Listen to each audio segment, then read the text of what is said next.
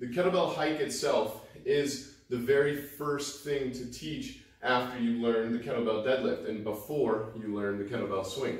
It's the in-between to teach you how to create that perfect amount of stiffness and movement through the body in the right places to initiate that kettlebell swing motion safely and effectively. So the hike is the first thing that we teach. So I'll start with the lighter bell just for technique to show you guys. So it's the same thing as the kettlebell deadlift. Once you master that form, you're fine, because all it is then just creating that kind of same upward drive that we did with the pull catch, but this time we're initiating the drive more forward and backward with the hips instead of up and down.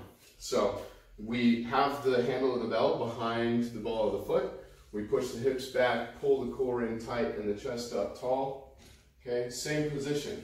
That's that same form that I want you guys to keep as we go into our swing pattern. Just think, the only difference between the deadlift and the swing is the hand position. The bell's on the ground versus the bell's behind the thighs.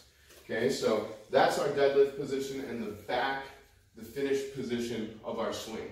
So when we go to do a kettlebell hike, to create that momentum to get us into that swing pattern, we have the bell out in front of us. So if you're here, you take one good step back to where you have to somewhat reach to get to the bell, but you're also able to put yourself in the proper position in the spine and find that stiff core, if you will. So notice here, I'm going to pull my belly button in and lift my chest. Now I'm going to pull my shoulder blades down my back. That's going to pull the bell towards me. And I'm actually tugging on the bell a little bit. Not enough to make it move, but enough to feed back against. So my lats can actually engage like this pulling motion.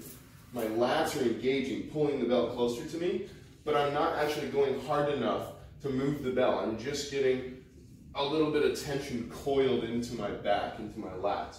So now I'm in a good position to accept that load like I would be if I were stiff in the bottom of that deadlift position. The only change is the hand position. Again, instead of straight down in front of me, or below me, I'm out in front of me, okay? So all we do for the hike is we just find that tension through the core, pull the chest up, pull the belly button in, coil the lats, and then we're going to let the bell, we're gonna pull the bell off the ground and get that kind of weightless feel as we push our hips back into the bottom of that deadlift position, okay? That's our hip hinge. It's not a very dominant up and down knee bending movement. We're not trying to squat it, we're trying to hinge it. And so the hips go back, the shoulders come forward, and we find the tension in the hamstrings by maintaining that nice arch in the low back. You don't want to round here. Very, very important. That's how you can really hurt yourself, is flexing the spine under load when you don't have the capacity to control it. So, whole other conversation. For this, brace into that slight extension position so that way you know you're not going to round the low back and put a lot of velocity on the lumbar spine and the discs. Okay? So that is key when you get into this starting position. So when I come down, I don't start here ever. Okay? I got to get into extension of the spine first, which is dropping the pelvis, arching the low back, lifting the chest, and then the last piece, coil those lats back. So I'm compressing this spring from shoulders to hips. I'm getting real tight in the barrel. Okay, radial compression. I'm trying to squeeze the cylinder in 360 degrees towards the middle.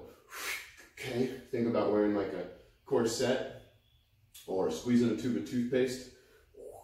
Okay, that's what you want to think about. You want to have everything pulled in tight and supported so that way when we add speed, you're safe and braced. Okay, so from this position here, we just lift the hips and we push the bell back. Okay, lift the hips, push the bell back, and we softly, softly put the bell back down, because then we know we're transforming force efficiently. That's one of the key components of doing kettlebell work, is it's skill work where you mesh coordination and balance with speed and strength. So that's the idea, is we soft landing, okay, we come back. Okay, reset, get into position, coil. Okay, see how I let that go and let that land? That's not using control to set the bell down. I just let it plop, okay? So stay coiled and tight the whole time till the very end. Soft landing when you come back down. Okay? Okay? So that's the kettlebell hike.